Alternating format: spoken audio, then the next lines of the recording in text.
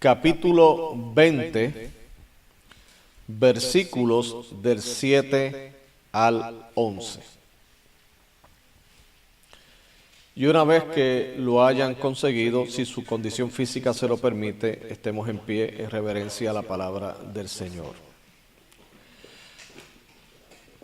Jeremías capítulo 20, versículos del 7 al 11. Le hemos titulado al mensaje de la siguiente manera: persuadido por Dios para continuar o para perseverar en Él. Repito, persuadido por Dios para continuar o perseverar en Él. Y dice así la palabra del Señor en el nombre del Trino Dios, Padre, Hijo y Espíritu Santo. Me sedujiste, oh Jehová, y fui seducido. Más fuerte fuiste que yo, y me venciste. Cada día he sido escarnecido, cada cual se burla de mí. Porque cuántas veces hablo, doy voces, grito, violencia y destrucción, porque la palabra de Jehová me ha sido para afrenta y escarnio cada día. Y dije, no me acordaré más de él, ni hablaré más en su nombre. No obstante, había en mi corazón como un fuego ardiente metido en mis huesos. Traté de sufrirlo y no pude. Porque oí la murmuración de muchos, temor de todas partes.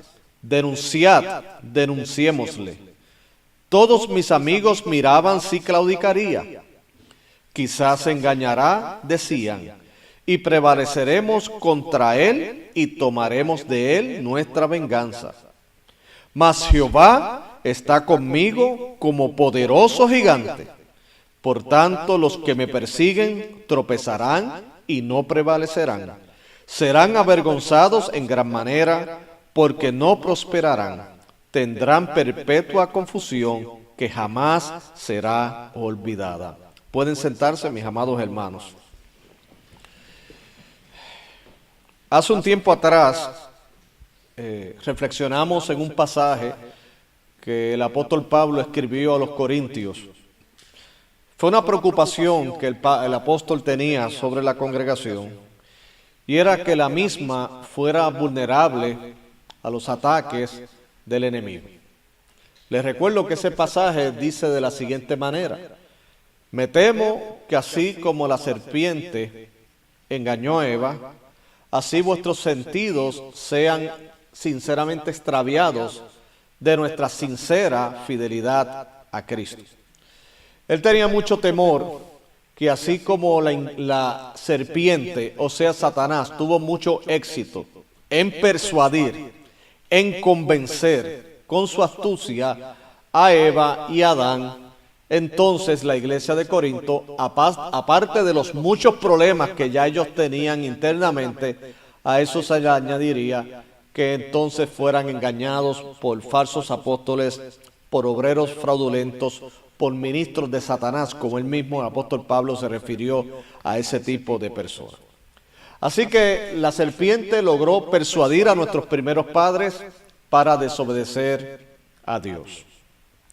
Aquí se utiliza la palabra seducción, pero no desde el sentido negativo, sino en el sentido de persuasión, pero en este caso no es Satanás para obtener un fin negativo o destructivo, como fue en el caso de Adán y Eva, que por consiguiente la humanidad cayó, sino aquí es Dios seduciendo, convenciendo, persuadiendo a su siervo a seguir hacia adelante y no ser tentado a volver atrás.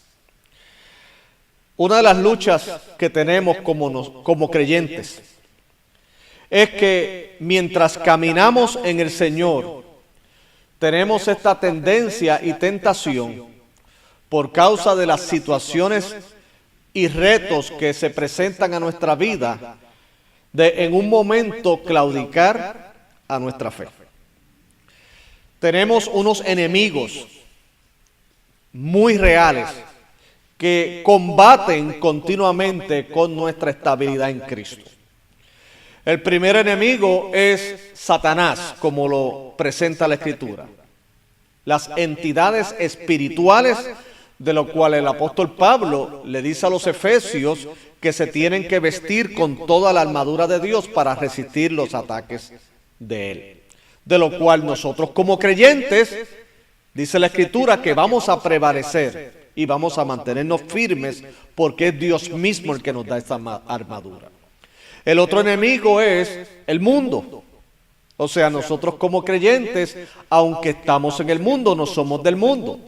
El mismo Jesucristo en Juan capítulo 17, cuando oró por sus discípulos, él mismo lo dijo: Señor, no te pido que los quites del mundo, sino que los guardes ¿de qué? Del mal.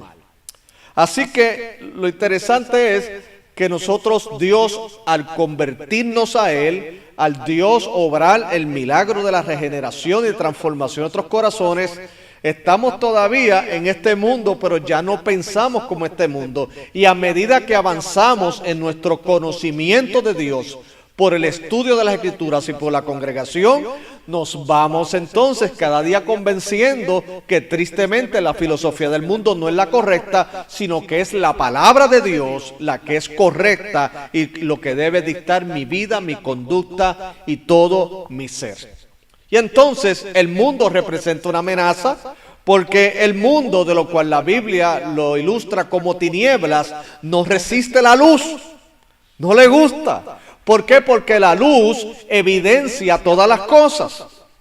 O sea, en una casa puede haber un desorden en la sala, pero si la luz está tenue o no hay luz, nadie se da cuenta del desorden que hay en esa casa. Pero si de momento alguien enciende la luz, óigame, bonita es la luz, pero al mismo tiempo evidencia todo el desorden que hay en la sala.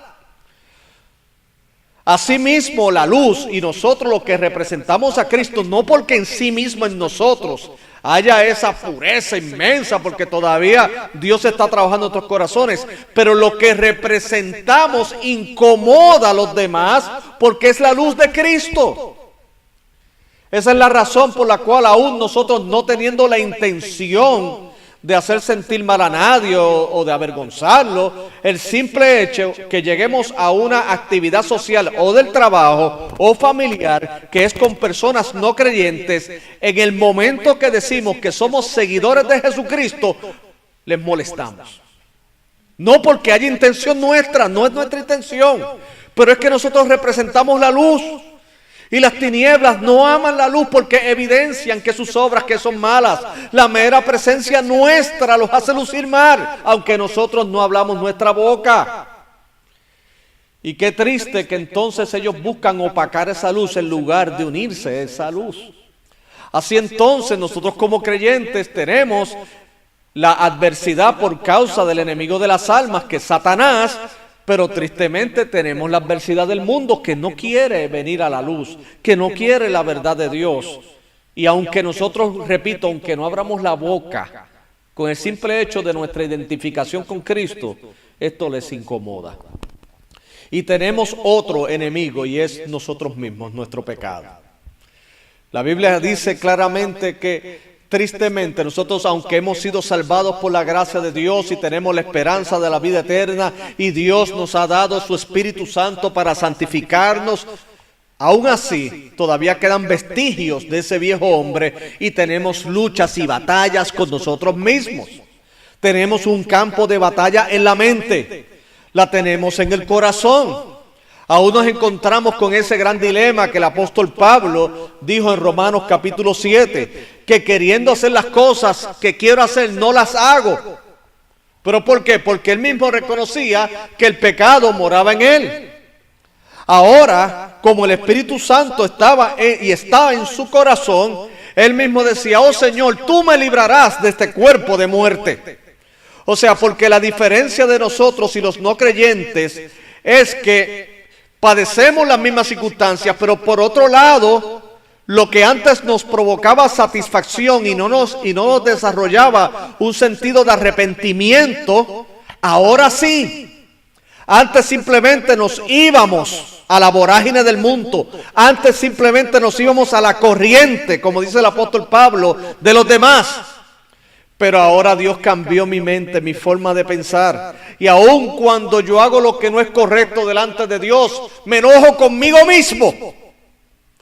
Porque reconozco que no es lo que debo pensar y mucho menos lo que debo hacer. Por eso que el apóstol Pablo dijo en Romanos capítulo 12 que debemos presentarnos como sacrificio vivo, santo, agradable a Dios, que es vuelto culto, racional, y que debemos hacer un ejercicio de despojarnos del viejo hombre para vestirnos del nuevo, que está hecho conforme a Dios. O sea, le acabo de hacer esta exposición y esta explicación de estos enemigos porque quiero que entendamos la base del mensaje que queremos llevar hoy. Y es que teniendo en cuenta que tenemos el enemigo de las almas en contra nuestra, teniendo en cuenta que el mundo mismo nos tienta e inclusive hasta nos puede perseguir por nuestra fe, y que también por ende tenemos el pecado que mora en nosotros, todas estas cosas tratan de extraviarnos de nuestra sincera fidelidad a Cristo. Tratan. Y déjenme decirles, mis amados hermanos, esto es algo que se ha de presentar periódicamente. No somos negativos, somos realistas. A medida que crecemos en la palabra del Señor, a medida que avanzamos en nuestro servicio a Cristo, nos convertimos en grandes amenazas para nuestro primer enemigo de las almas, que es Satanás. Volvemos una amenaza contra el mundo y al mismo tiempo estamos mortificando la carne de nuestro pecado. Y cada día se nos puede hacer un poco más difícil. ¿Por qué? Porque representamos una amenaza al reino de las tinieblas. Y el reino de las tinieblas no se queda con los brazos cruzados, sino que va a intensificar. Va a hacer lo que hizo Nabucodonosor con los 3 amigos de Daniel, que fueron echados al horno de fuego. Que en lugar de usar el calor del horno normal, dijo, no, vamos a calentarlo más, mucho más, muchas veces.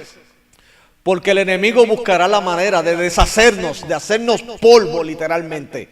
Pero para sorpresa de él y para sorpresa de todos aquellos, el Señor, así como preservó a esos 3 jóvenes, nos preservará y ni olor a humo tendremos en nuestros cuerpos, en nuestra alma, porque el Señor es fiel a su promesa. Entonces, nosotros nos vemos en este caminar cristiano, en este caminar de la fe, entre 2 fuerzas. Lo voy a ilustrar como si fueran fuerzas. Cuando vienen los momentos de decepción o los momentos donde pensamos que nuestros buenos actos y nuestras buenas intenciones de glorificar a Dios en nuestra vida diaria aparentan que no dan ningún fruto, y que parece que en lugar de nosotros recibir bendiciones, parece que estamos recibiendo más y más batallas. Entonces hay como una voz, y así se ilustran en las viejas dibujos animados. ¿Se acuerdan que en un lado está siempre un demonio por ahí susurrándole en el oído? Y para desgracia nuestra, los izquierdos lo ponen en el lado izquierdo, ¿verdad? Y nos hacen creer que los zurdos somos del diablo, no, los zurdos somos de Dios, ¿ok? Entonces se presenta en el lado izquierdo y un angelito en el lado derecho que nos dice, sigue hacia adelante. Recuerdo los viejos dibujos animados que cuando presentaban al protagonista de la caricatura siempre estaba en esa disyuntiva. Pero déjeme decirle que internamente se presenta esa batalla. Cuando todo, especialmente a nuestro alrededor, parece que está contrario, que todos los vientos están soplando en contra, entonces hay algo que justifica, que tiene buena filosofía, tiene buenos argumentos, tiene buen raciocinio, pero que no es cierto y nos dice, no sigas, no vale la pena seguir hacia adelante. No sigas. Es más, nos trata de convencer y nos dice más, tú tienes más problemas siguiendo y siendo obediente a Dios que siendo desobediente a Dios. Entonces nos va a hacer ver lo que antes a lo mejor nos era oculto. Y nos dice, bueno, mira el impío, mira las personas que no buscan al Señor. Las cosas le van bien. Inclusive hasta otra casa se compraron. Tienen 3 carros nuevos. En las redes sociales siempre son felices y bonitos. Podrá tener 70 y 80 años, pero por causa del Botox, por otras cosas, se ve más joven. Sin embargo, yo, que soy más joven, me veo más avejentado. No me veo tan feliz como él. entonces Satanás comienza a trabajarnos la mentira de que es mejor estar sin Él que con Él. Y debe decirle que ha de ser insistente y va a persuadir continuamente. Es una lucha entre Dios y la opresión. Es una batalla entre lo que sabemos que es correcto y lo que es incorrecto. Es una lucha interna terrible. Y aquellos que llevan o llevamos algún tiempo en los caminos del Señor sabemos que esta lucha es real. Es real. No discrimina a pastores ni discrimina a laicos. No discrimina a hombres ni mujeres ni adolescentes. Le ocurre a todos. Ahora, en esta gran lucha, en este gran dilema la pregunta es ¿quién va a prevalecer? ¿O va a prevalecer el enemigo y mis propios razonamientos de tratar de justificar el alejarme de Dios? ¿O va a prevalecer Dios, que fue el que prometió que iba a estar conmigo todos los días hasta el fin del mundo? De eso lo podemos apreciar en Jeremías capítulo 20. Es lo que podemos apreciar. Cuando hacemos un poquito de historia de Jeremías, ustedes saben muy bien que lo hemos hablado en otras ocasiones.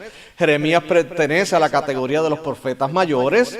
Y algo muy particular de Jeremías es que Dios le encomendó una tarea, un ministerio sumamente difícil a un hombre bien frágil. ¡Qué interesante! Repito, Dios le encomendó una tarea sumamente difícil, emocional y físicamente difícil, a un hombre emocionalmente y físicamente frágil. Cualquiera pudiera interpretar y decir, Dios es un abusador. Porque yo no sé si usted ha escuchado esta frase, que siempre la utilizamos para consolar a otros cuando te en pruebas, y dice, Dios te manda pruebas porque Dios te dio unos buenos hombros para aguantarlas. Pero a veces que nos damos cuenta que está bonito el detalle, pero yo no siento que mis hombros son tan fuertes, ¿o yo? Yo creo que usted le hubiera dicho eso a Jeremías. Jeremías hubiera dicho, está muy bonito para un Twitter, pero la verdad es que mis hombros son muy frágiles, ya yo estoy cansado. Jeremías era un hombre fiel a Dios, pero tenía una fragilidad, era un hombre emocional. Y era emocional porque era empático con dos cosas, o con dos personas. Primeramente con Dios, él amaba a Dios, pero al mismo tiempo era empático con el pueblo. Empático, que quiere decir que él se identificaba con el pueblo, a pesar de que a través de él venía un mensaje de juicio contra Israel. Sin embargo, él amaba a Israel. Él lo amaba de corazón. Entonces, por él cumplir primeramente a Dios, a quien él amaba, a quien él quería, seres que eran objeto de su amor lo despreciaban a él y lo interpretaban mal. Porque el mensaje de Dios a través de Jeremías, aunque fuera fuerte, era lo que necesitaba escuchar Israel. Y siempre le he dicho que las personas, más que enojarse con Dios, se enojan con su mensajero. Es más, usted sabe que históricamente, ¿qué hizo el pueblo? Crucificó a Cristo. No hizo más que Dios encarnarse y no perdieron la más mínima oportunidad de castigarlo, porque no lo quieren escuchar. El hombre que es mensajero de Dios, tristemente, la hostilidad del hombre proyecta su frustración hacia él y lo quiere eliminar. Entonces Jeremías tenía el dolor de que amaba a Dios, amaba al pueblo, pero cuando el pueblo y hasta como los sacerdotes mismos se iban en contra de él, él lo sufría física y emocionalmente. De hecho, se le llama el profeta llorón, porque en porciones del mismo libro que lleva su nombre, dice que lloraba y decían que eran como cataratas. Imagínense, él lo decía tan poético para simplemente ilustrarte que era llorón de llorones. Y que lloraba hasta cuando no le quedaba más. Yo creo que se deshidrataba en llanto el hombre. Imagínense a un hombre como él, tan sensible, entregarle un ministerio tan grande. Por eso le digo que esa frase de que Dios da grandes responsabilidades, grandes pesos a hombros fuertes, no. Dios da fuertes y grandes retos a hombros débiles para que la excelencia sea de Dios y no de nosotros. Bendito sea su nombre. Entonces aquí en el contexto de Jeremías capítulo 20, él estaba profetizándole a todos ellos: miren, ustedes van para Babilonia, tú no vas a morir en Babilonia, el pueblo por su desobediencia le van a ocurrir todas estas situaciones, serán desterrados. Y entonces el pueblo que decía: vamos a darle a Jeremías, vamos a castigar a Jeremías, vamos a proyectar nuestro coraje, nuestro odio sobre él. Y déjame decirle algo que me fascina de las Sagradas Escrituras. Y es que no solamente yo veo un Dios perfecto, pero también veo a hombres imperfectos. ¿Escuchó bien? Yo puedo apreciar de las Escrituras un Dios perfecto que utiliza gente imperfecta. Hay una tendencia religiosa y humana de que cuando vemos los personajes bíblicos, ellos son perfectos. Ninguno de ellos fue perfecto. Ellos estaban hechos de la misma materia prima que nosotros, carne y hueso. Y venían de la misma descendencia de Adán y Eva.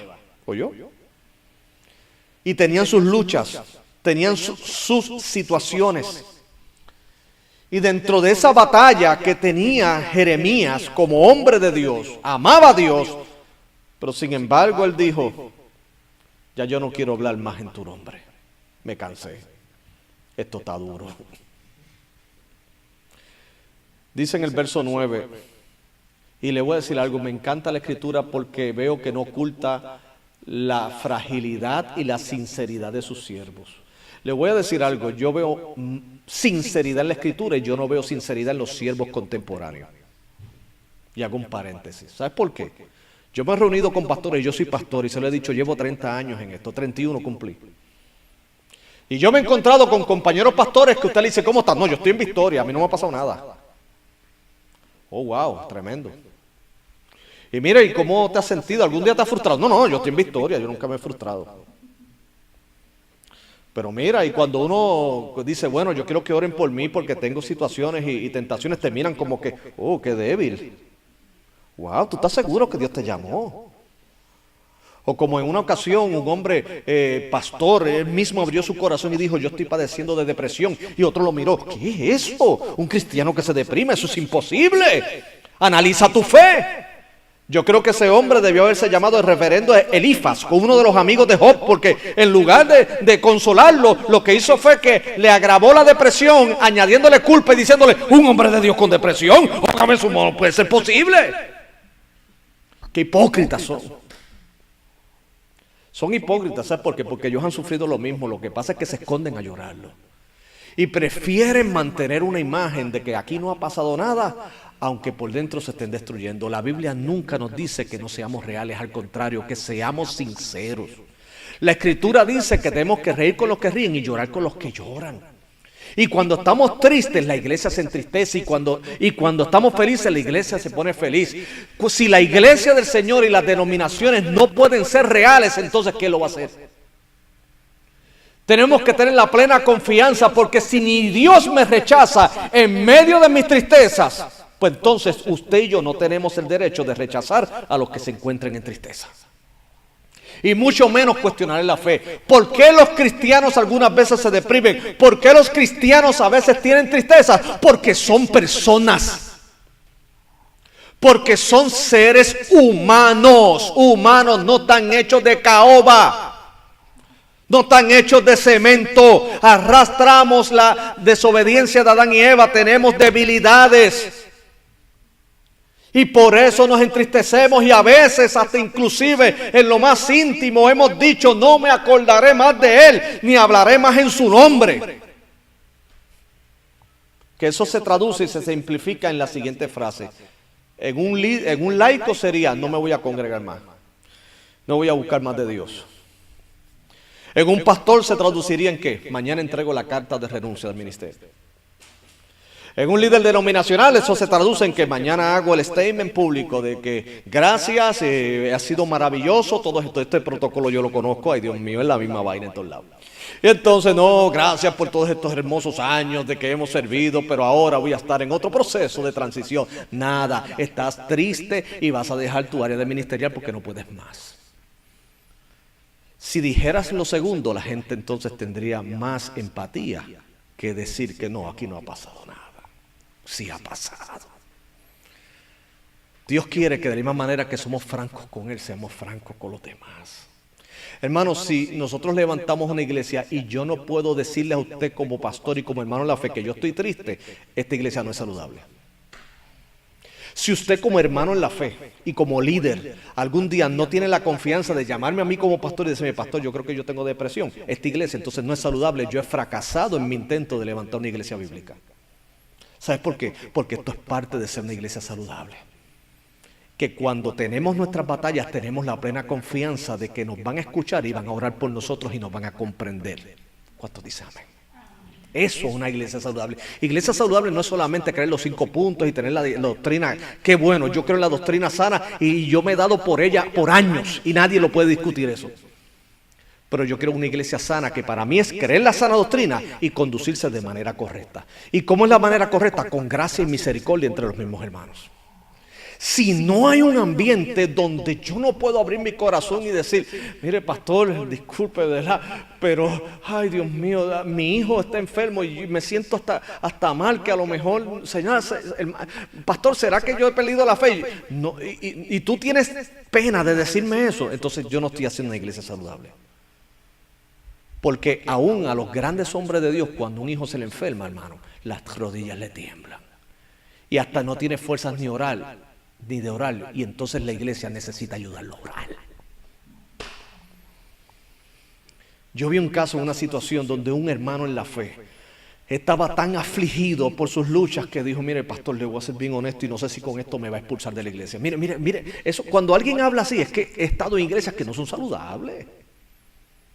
Y me dijo, pastor, y yo digo, ¿qué pasó? ¿Qué hiciste? Yo rápido dije, este se fue con una mujer, una infidelidad, ¿y qué razón tengo para expulsarte? ¿Y sabes lo que me dijo? No, que yo ahora mismo no tengo ni deseo de orar, porque me siento tan triste. ¿Qué hago? Estoy mal. Yo le digo, ¿sabes qué? No tienes deseo de orar porque ni fuerzas tienes, pero la Biblia dice que para eso estamos nosotros, para interceder unos por los otros. Tú no puedes, pero yo sí puedo orar por ti. Una iglesia que no es saludable. Ay, hermano, yo te voy a decir algo, tú estás bien mal. Ay, yo creo que tú no puedes ni orar. Ay, valgas, santo Dios. ¿Y qué le pasa a este? Le voy a decir algo, si es así, pues deseche todos los personajes bíblicos, porque hasta Juan el Bautista en un momento dado dijo, yo no sé si es este o el que había de venir, y él mismo fue el que lo bautizó. Y Pablo mismo dijo que tenía un aguijón en la carne, que le rogó 3 veces al Señor que se lo quitara y no se lo quitó. Pablo no fue exitoso orando, no tenía fe, no. Era un hombre humano con luchas que estaba en las manos de un Dios soberano. Gloria a Dios. Aquí Jeremías, ¿vamos a pensar negativo de él? No. Porque tú y yo de alguna manera u otra nos podemos identificar con él. Pero no solo nos podemos identificar con él en su lucha interna, sino también con el Dios que lo sostuvo a él. Bendito sea el nombre del Señor.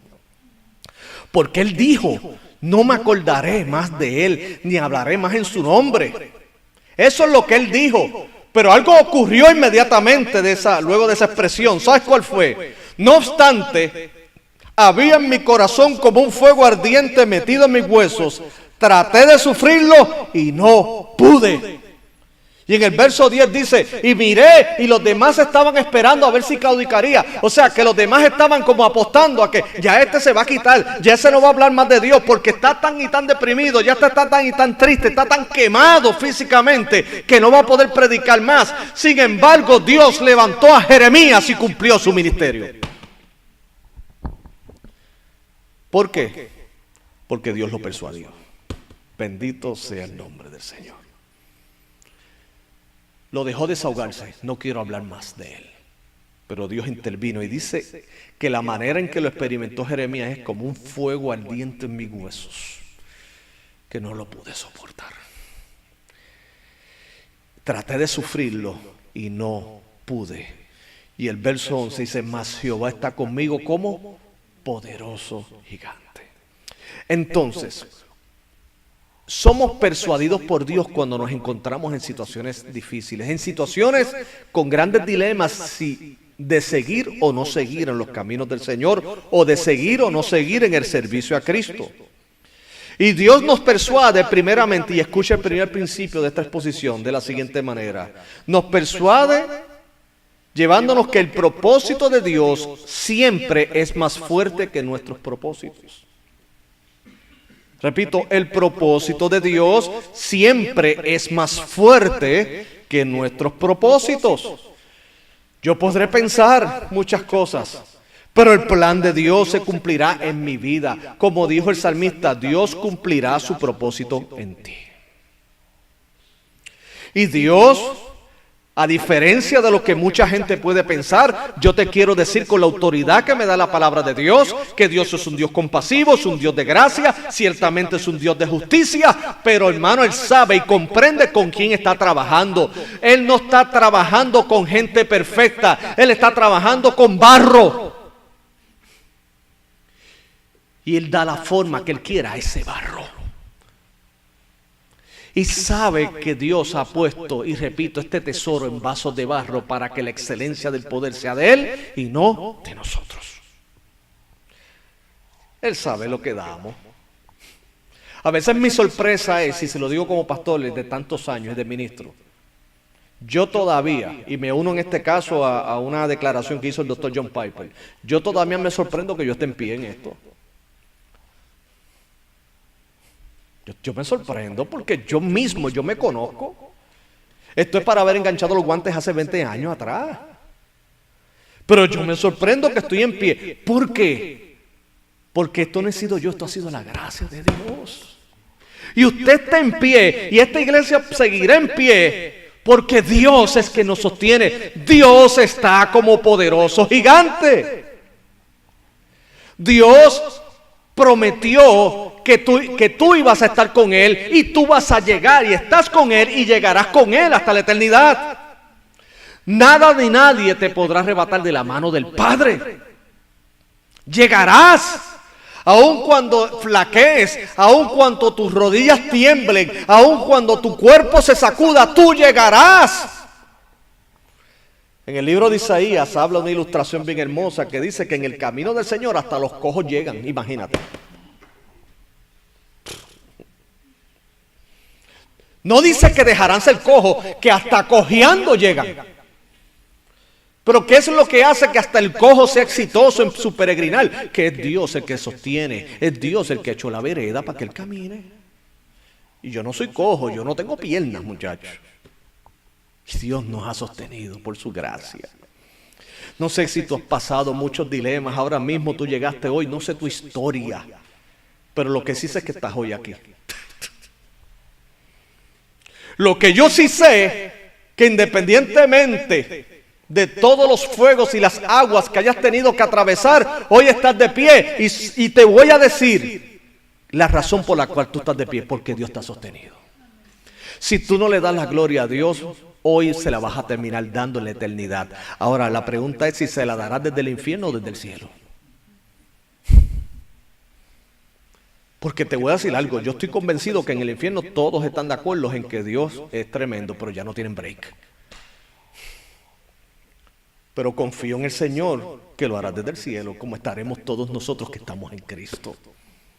Señor, tú nos has sostenido.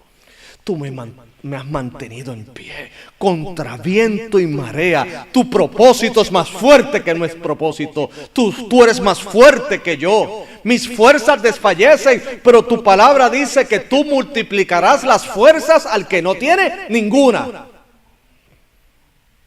Y que levantaremos vuelo como las águilas. Que caminaremos y no nos cansaremos, y si corremos no nos fatigaremos. Mira qué cosa. ¿Que tenemos un poco de fatiga? Sí. Pero Dios mismo dice, no, toma agua y sigue caminando. ¿Se acuerdan Elías antes de pasar con el siguiente principio? Cansado y abrumado por lo que ocurrió, de que aún con todas las señales que Dios utilizó respaldando a Elías, Jezabel no se convirtió a Jehová. Y él mismo dijo, Señor, quítame la vida. Estoy cansado. Mire, este fue otro. Vamos más a sumarlo a la lista. Tienes Jeremías y tienes Elías. Y te voy a decir algo, el tiempo no nos da, pero la lista es más larga, ¿yo? Elías dijo, quítame la vida, brother. Ya, Señor, mira, ya estoy cansado. Porque yo solo he quedado. Si la Biblia hubiera sido escrita por gente que yo conozco, la historia hubiera sido la siguiente: y Dios bajó un rayo del cielo y consumió a Elías para que no hablara tonterías. Pero como no fue el hombre que la escribió, fue Dios. ¿Sabes lo que le dijo Dios a Elías? Descansa y come, que largo camino te resta, brother. Yo te entiendo, estás cansado, brother. Estás cansado, pero tú has sido fiel, no te preocupes. Y te voy a decir algo, tú no eres el único. Yo me he reservado 7,000 que no han doblado rodilla ante Baal. Así que tú tranquilo. Tú lo que necesitas es, ¿sabes qué? Acá sería cómete un sneaker. A mí tú lo anuncio. Yo creo que Elías se puso medio diva ahí. Sí. Y Dios lo que le dijo: mira, Elías, vamos a hacer algo. Mira, tú has sido fiel. Yo estoy contigo. Descansa un rato y come, que largo camino te resta. Si ya yo te he provisto un sucesor, ese es Eliseo, tranquilo. Yo de Jezabel me encargo, pero tú fuiste fiel. Si de esta doña me encargo yo.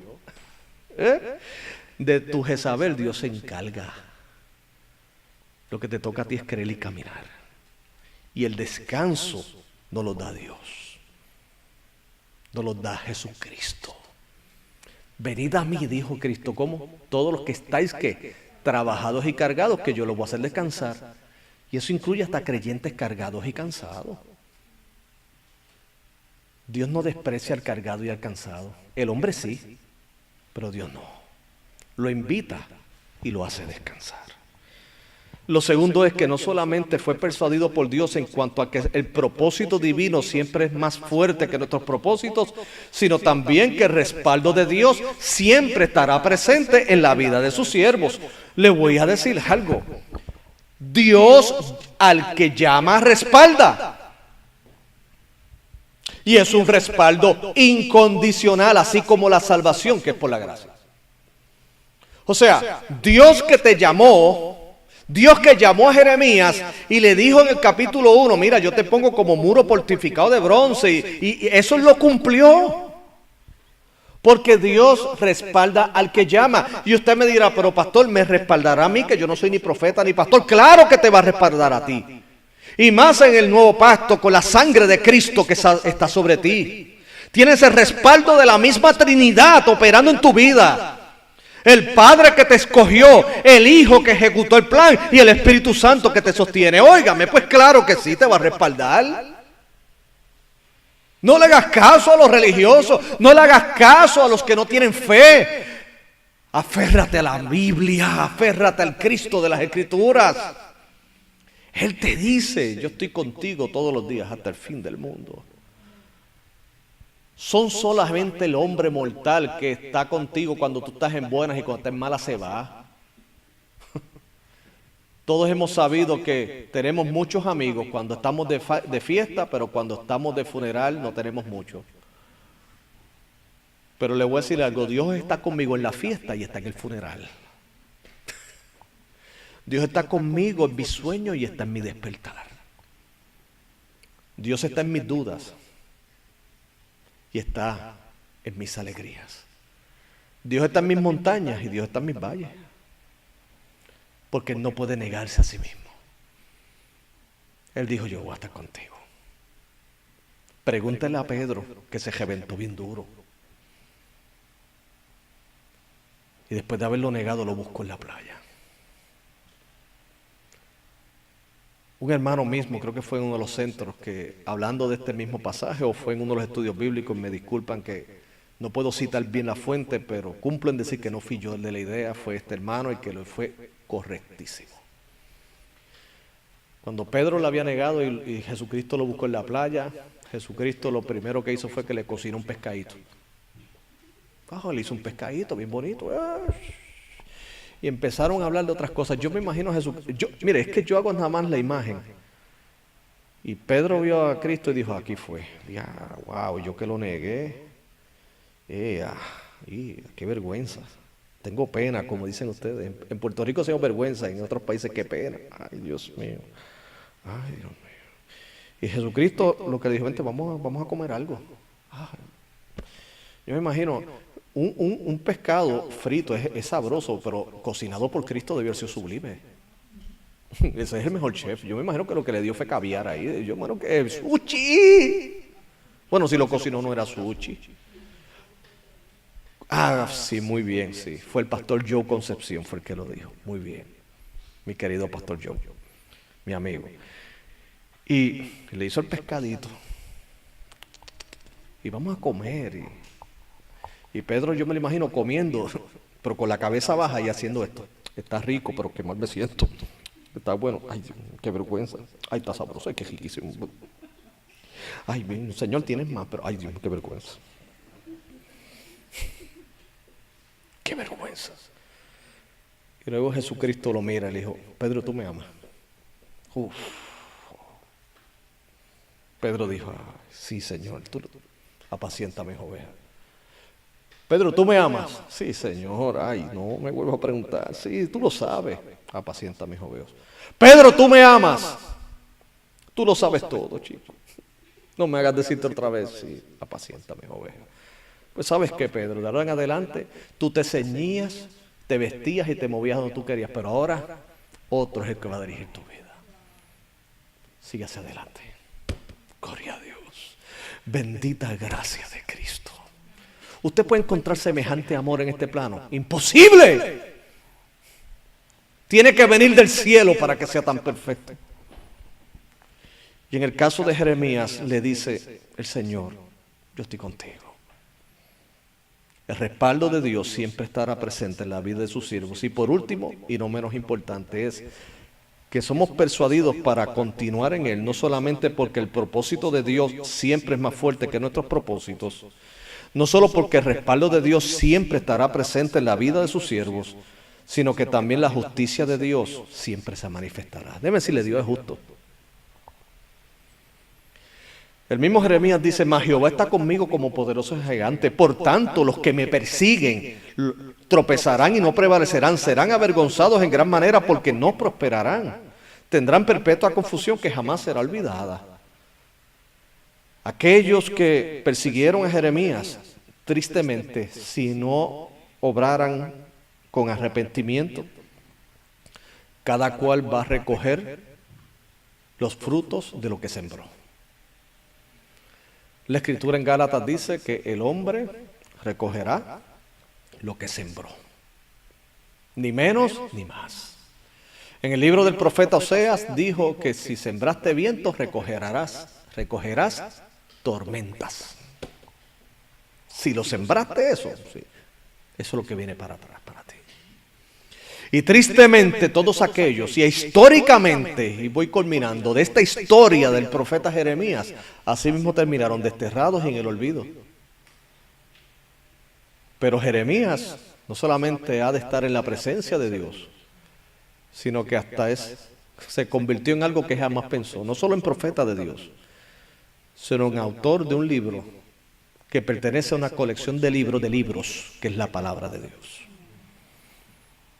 Usted y yo sufrimos, y hay cosas que amenazan, son enemigos de nuestra fe, y de momento nos pueden sacudir. Pero recordemos que así mismo Jesucristo le dijo a Pedro, Satanás te ha pedido zarandearte como a trigo, pero yo he orado para que tu fe no falte. Y una vez vuelto, confirma a tus hermanos.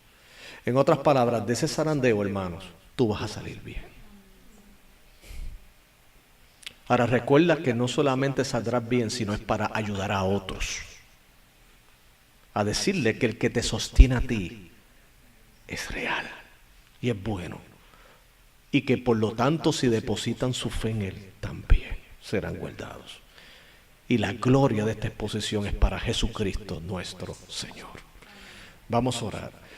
Señor y Padre, gracias te damos en esta hermosa tarde.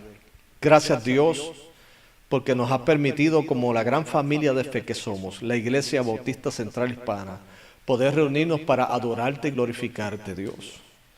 Gracias, Señor, por tu palabra. La misma dice que la exposición de tus palabras alumbra. Así que, Padre, gracias porque en conjunto al Espíritu Santo ella se hace vida y eficaz en nuestro corazón. Dios, bendice a los que están aquí presentes. Glorifícate en sus vidas, Señor.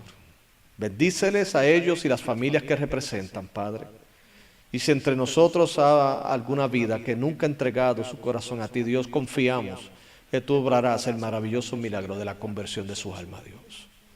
Tú eres poderoso para atraer hacia ti, Señor, aún el corazón más duro, porque tú eres todopoderoso y cambias un corazón de piedra por uno de carne. Nuestro deseo, nuestra intención es predicar a Cristo y que todos aquellos vengan a ti, Dios. Así que, Padre, gracias, Señor. Y aquellos que nos ven a través de las redes y de la tecnología, glorifícate en ellos, entendiendo que tú siempre nos persuades para seguir hacia adelante, porque poderoso es el que nos llamó, el que también nos sostendrá. Gracias, Padre, en el dulce nombre de Jesús, nuestro único y suficiente Salvador. Amén, amén, amén.